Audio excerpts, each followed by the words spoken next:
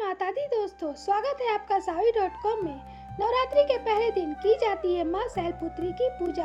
आज हम आपको बताएंगे माँ शैलपुत्री की कथा, उनका महत्व, पूजा विधि, उनसे जुड़ी कुछ आध्यात्मिक बातें जिनका बिना नवरात्रि की साधना अधूरी मानी जाती है।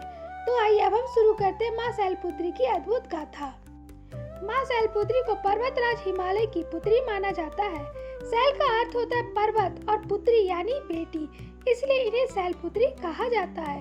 यही सती थी जो अगले जन्म में हिमालय की बेटी पार्वती के रूप में अवतरित हुई। माँ शैलपुत्री के मस्तक पर अर्धचंद्र है, हाथ में त्रिशूल और दूसरे हाथ में कमल। वे नंदी बैल पर सवार रहती है।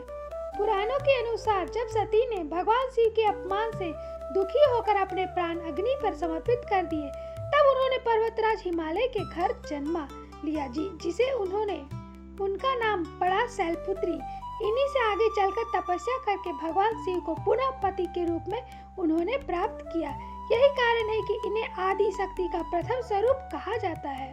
माँ शैलपुत्री की पूजा से साधक के जीवन में सभी नकारात्मक शक्तियाँ नष्ट हो जाती है।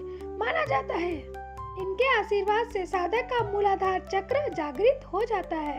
इससे जीवन में स्थिरता, आत्मविश्वास, अध्यात्म की शक्ति बढ़ती है। कृषक और पशुपालन विशेष रूप से इन्हें अपनी आराध्या मानते हैं। आइए अब हम जानते हैं इसकी पूजा विधि कैसे की जाती है।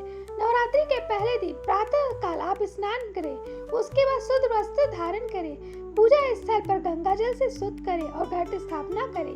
माँ शैलपुत्री की प्रतिमा या चित्र के सामने दीप जलाकर लाल फूल, अक्षत, धूप, नैवेद्य अर्पित करें। ओम देवी शैलपुत्रे नमः मंत्र का जाप करें। साधक चाहे तो शैलपुत्री स्तुति और अगला स्रोत का पाठ भी कर सकते हैं। कहा जाता है कि माँ शैलपुत्री की कृपा से साधक को जीवन में धैर्य और शक्ति मिलती है।